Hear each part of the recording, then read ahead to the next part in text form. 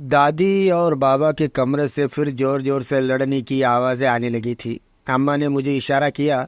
मैं समझ गई कि मुझे दादी बाबा के कमरे में जाकर उन्हें लड़ने से मना करना है। मैंने दरवाजे पर खड़े होकर इतना ही कहा कि दादी चुप हो जाइए। अम्मा के पास नीचे गुप्ता आंटी बैठी है। अभी मेरी बात पूरी भी नहीं हुई कि दादी भड़क गई। हाँ हाँ, मुझे ही कह तू भी।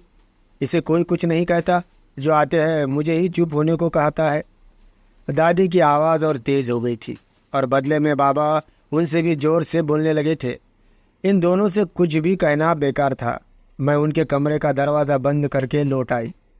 दादी बाबा की ऐसी लड़ाई आज पहली बार नहीं हो रही थी। मैंने जब से होश संभाला है तब से ही इन दोनों को इसी तरह लड़ते हुए और गाली गलौज करते देखा है। इस तरह की तू मैं इन दोनों की दिनचर्या का हिस्सा है। हर बार दोनों के लड़ने का कारण रहता है दादी का ताश और चौपड़ खेलना। हमारी कॉलोनी के लोग ही नहीं बल्कि दूसरे मोहल्ले के सेवानिवृत्त लोग किशोर लड़के दादी के साथ ताश खेलने आते हैं। ताश खेलना दादी का जुनून था। दादी खाना नहाना छोड़ सकती थी मगर ताश खेलना नहीं। दादी के साथ कोई बड़ा ही खेलने वाला हो ये जरूरी नहीं। वे तो छोटे बच्चों के साथ भी बड़े आनंद के साथ ताश खेलती थी। एक दो घंटे नहीं बल्कि पूरे पूरे दिन। भरी दोपहर हो ठंडी रातें हो, दादी कभी भी ताश खेलने के लिए मना नहीं कर सकती थी।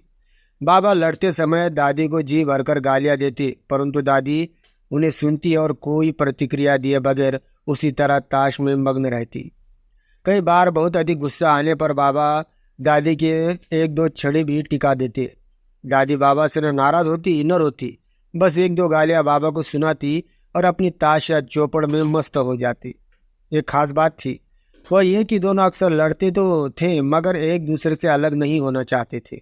जब दोनों की लड़ाई हद से बढ़ जाती और दोनों ही चुप न होते तो दोनों को चुप कराने के लिए अम्मा इसी बात को हथियार बनाती। वे इतना ही कहती, आप दोनों में से किसी एक को देवर जी के पास भेजूंगी।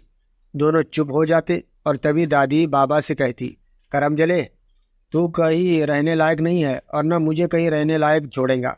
और दोनों थोड़ी देर के लिए शांत हो जाते।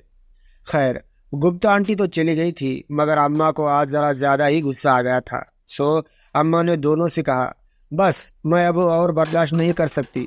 अभी देवर जी को चिट्ठी लिखती हूँ कि किसी एक को आकर ले जाए। अम्मा का कहना था कि बाबा हाथ जोड़कर हर बार की तरह गुहार करने लगे। अरे बेटी, तू बिल्कुल सच्ची है। तू हमें ऊपर बने टपरी में डाल दे, हम वही रह लेंगे पर हमें अलग अलग न कर। अरे बेटी, आज के बाद मैं अपना मुंह सी लूंगा। अभी बात चली रही थी कि संयोग से चाचा आ गए। चाय नाश्ते के बाद अम्मा ने चाचा से कहा, सुमेर, दोनों में से किसी एक को अपने साथ लेकर जाना। जब देखो दोनों लड़ते रहते हैं, ना आए गए की शर्म ना बच्चों का लिहाज। चाचा लड़ने का कारण तो जानते ही थे, इसलिए दादी को समझाते हुए बोले, माँ, जब भी पिताजी को तुम्हारा ताश और चौपड़ खेलना अच्छा नहीं लगता तो क्यों खेलती है? बंद कर दे, ताश खेलना छोड़ दे। पता नहीं इस ताश और चौपड़ के कारण तुमने पिताजी की कितनी बेत खाई होगी।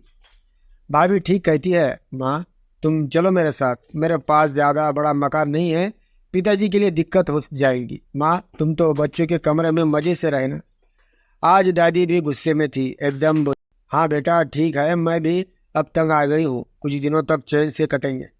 दादी ने अपना बोरिया बिस्तर बांध कर तैयारी कर ली, अपनी चौपड़ और ताश उठाई लिया और जाने के लिए तैयार हो गई। यह बात बाबा को पता चली तो बाबा ने वही बातें करनी शुरू कर दी जो दादी से अलग होने पर अम्मा से किया करते थे। अरे बेटी, मैं मरकर नरक में जाऊंगा तो मेरी आवाज़ फिर सुनी। अम्मा के कोई जवाब न देने पर वे दादी के सामने ही गिड़गिड़ाने लगे, सुमेर की माँ, आप मुझे जीते जी क्यों मार रही हो? आपके बिना ये लाचार बुढ़ा कैसे जिएगा? इतना सुनते ही दादी का मन पिघल गया और वो धीरे से बोली, अच्छा नहीं जाती? दादी ने चाचा से कह दिया, तेरे पिताजी ठीक ही तो कह रहे हैं ना, मैं नहीं जाऊंगी। और दादी ने अपना बांधा सामान, अपना बक्सा, ताश, चौपड़ सब कुछ उठाकर खुद ही अंदर रख दिया। चाचा को उसी दिन लौटना था, अंत वे चले गए। शाम को मैं चाय लेकर बाबा के पास गई तो बाबा ने कहा, सिम्मी सिम्मी बच्ची, पहले अपनी दादी को दे। फिर खुद ही बोले, सुमीर की माँ, सिम्मी चाय लाई है, चाय पी लो। दादी भी वाणी में मिठास घोलकर बड़े स्नेह से बोली, अजी आप पियो, मेरे लिए और ले जाएंगी।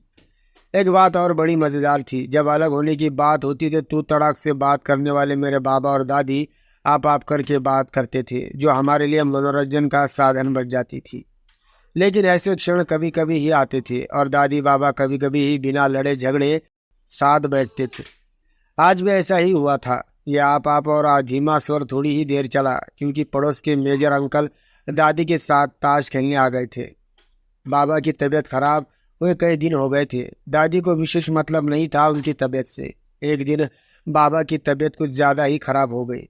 बाबा कहने लगे, आज मैं नहीं बचूंगा, अपनी दादी से कहो मेरे पास आकर बैठे, मेरा जी बहुत घबरा रहा है। दादी की ताश की महफिल जमी हुई थी। हम उन्हें बुलाने गए, मगर दादी ने हाँ हूँ, अच्छा आ रही हूँ कहकर टाल दिया। वह तो अम्मा डांट पट कर दादी को ले आई। दादी बेबन से आई थी बाबा के पास। दादी बाबा के पास आई तो बाबा ने बस इतना ही कहा, सुमेर की माँ तो आ गई, अब मैं चलता हूँ। दादी का जवाब न सुने बिना ही बाबा हमेशा के लिए चल बसे। 13वीं के बाद सब रिश्तेदार चले गए। शाम को दादी अपने कमरे में गई। वे बिल्कुल गुमसुम हो गई थी। हालांकि बाबा की मृत्यु होने पर न वे रोई थी न ही चिल्लाई थी। दादी ने खाना छोड़ दिया। वे किसी से बात नहीं करती थी। ताश चौपड़ को उन्होंने हाथ नहीं लगाया। जब कोई ताश खेलने आता तो दादी अंदर से मना करवा देती कि उनकी तबीयत ठीक नहीं है। अम्मा या पापा दादी से बात करने का प्रयास करते तो दादी एक ही जवाब देती, मेरा जी अच्छा नहीं है। एक दिन अम्मा दादी के पास गई और बोली, माँ जी कमरे से बाहर आओ, चलो ताश खेलते हैं। आपने तो बात भी करना छोड़ दिया, दिन भर इस कमरे में पता नहीं क्या करती हो, चलो आ जाओ, लोम्बी में ताश खेलेंगे।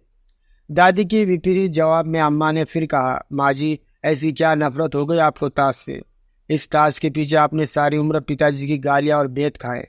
जब पिताजी मना किया करते थे तो आप खेलने से रुकती नहीं थी, और अब ये मना नहीं करने के लिए नहीं है तो 3 महीने से आपने ताश छुआ भी नहीं।